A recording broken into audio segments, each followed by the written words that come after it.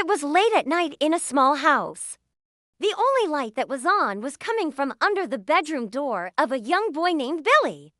As the clock ticked past his bedtime, he was still wide awake playing with his toys. Suddenly, he heard a strange sound coming from the corner of his room. It sounded like someone or something rustling around in the closet. Billy turned off the lights and started to investigate. He slowly approached the closet, his heart beating faster with each step. He wasn't scared, just curious about what was making the noise. As he got closer, he could hear the sound more clearly. It was a tiny scratching sound, like claws on wood. Then he saw it, a small gray mouse with a pink nose poking its head out from behind a pile of clothes. The mouse looked up at Billy and froze. Billy stared back at the mouse, unsure of what to do next. The mouse quickly darted back into the closet and disappeared. Billy cautiously opened the closet door and stepped inside. He moved the clothes aside, but the mouse was nowhere to be found. He closed the door and went back to bed, trying to forget about the strange encounter. But the scratching sound started again, this time coming from under his bed. As Billy lay there listening, the scratching grew louder, and he began to get annoyed. "What the heck?" he exclaimed. He got out of bed and started to look around for the source of the noise. And then he saw it, a small hole in the baseboard that had been gnawed through. Billy knew there was only one thing to do. He grabbed a flashlight and his trusty toy hammer and prepared to investigate further. Carefully, he crawled under the bed, bracing himself for whatever he might find. To his surprise, he spotted a small gray mouse tail disappearing around the corner. Billy followed the trail and soon found himself in a secret mouse hole. He stood up and brushed himself off, amazed at what he had discovered. But suddenly, a large spider dropped down from above and landed on Billie Eilish's shoulder. Startled, Billy screamed and tried to swat the spider away. But it was too quick for him and managed to crawl under his shirt. Panicked, Billy ran out from under the bed and raced to the bathroom. He turned on the light and looked around frantically for the spider. He couldn't see it anywhere. Maybe it had fallen off. Relieved, he washed his hands and returned to his room. Determined to finish his investigation, he crawled under the bed once again. This time, he found a series of tunnels leading in different directions. Curious, he followed one of them and found a small stash of cheese.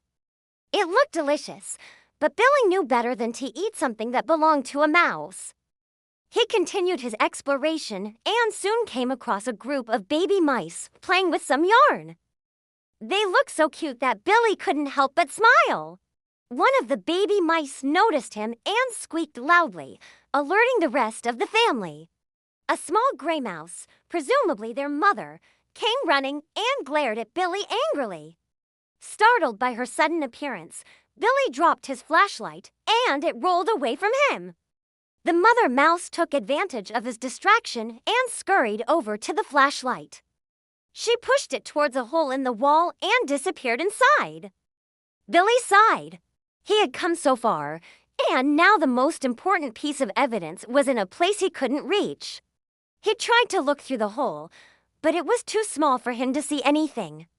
Just then, one of the baby mice crawled over to him and squeaked again. Billy looked down at the tiny creature and felt a sense of sympathy for it. It must have been scared and confused when it lost its mother.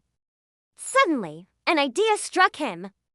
He carefully picked up the baby mouse in his hand and walked over to the hole in the wall. He placed the mouse near the entrance and it scurried inside. Then he waited patiently for what felt like an eternity. Finally, the mother mouse emerged from the hole carrying the baby in her mouth. She looked up at Billy and let out a squeak of gratitude before disappearing back into the tunnel. Billy smiled. He was glad he had been able to reunite the family. But his work was not yet finished. He still needed to find out how the mouse had gotten into his room in the first place. He followed the tunnels back to the hole in the baseboard and examined it closely. There were small teeth marks all over it, which confirmed that a mouse had been living in his room. But where was its nest? He searched everywhere, but it was nowhere to be found. Then he remembered the scratching sound he had heard earlier. Could it have been coming from inside the wall?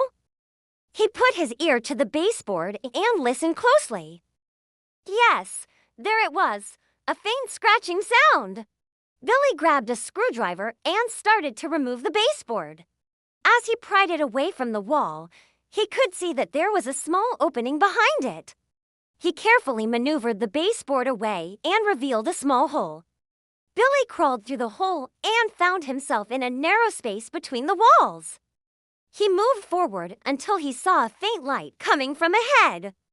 He crawled towards it and soon found a small opening in the drywall. He pushed his way through and found himself in a dark, dusty attic. Billy cautiously explored the attic, his heart beating faster with each step. He didn't know what to expect, but he was determined to find the mouse's nest. Suddenly, he heard a loud bang and jumped in surprise. He turned around to see where the sound had come from and spotted a loose floorboard. Billy picked up the board and looked underneath it. To his surprise, he found a small gray mouse with a pink nose hiding underneath. The mouse looked up at Billy and squeaked nervously. Billy smiled. He had finally found the mouse's nest. As he reached for the mouse, it darted away and disappeared into a hole in the wall. Billy chased after it and found a small opening behind the water tank of an old water heater. He squeezed through the opening and found himself in a small chamber. In the middle of the room was a pile of clothes, and a small gray mouse with a pink nose was sitting on top of it. The mouse looked up at Billy and squeaked again. Billy was amused by the mouse's antics. It was clear that this little creature was a bit of a troublemaker. But despite its mischievous nature, Billy couldn't help but feel a sense of fondness for it. He carefully approached the mouse and held out his hand. The mouse hesitated for a moment, then scurried up onto Billy's finger. Billy smiled.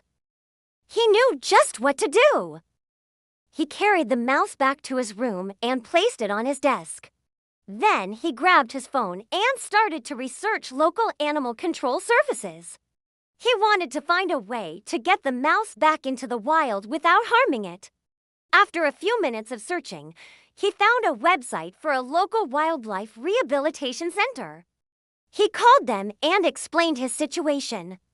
They told him to bring the mouse to their facility and they would take care of it. Billy carefully placed the mouse in a box and made sure it was comfortable. He then took it to the car and drove it to the rehabilitation center. As he approached the building, he felt a pang of sadness. He had enjoyed spending time with the mouse and was going to miss its company. When he arrived, he was greeted by a friendly staff member who took the mouse from him. They thanked him for bringing it in and told him that they would take good care of it. Billy said goodbye and left. He returned home feeling happy that he had done the right thing. He had helped a small gray mouse find its way back to the wild, and even though it had been a bit of a handful, he knew he would never forget its playful antics.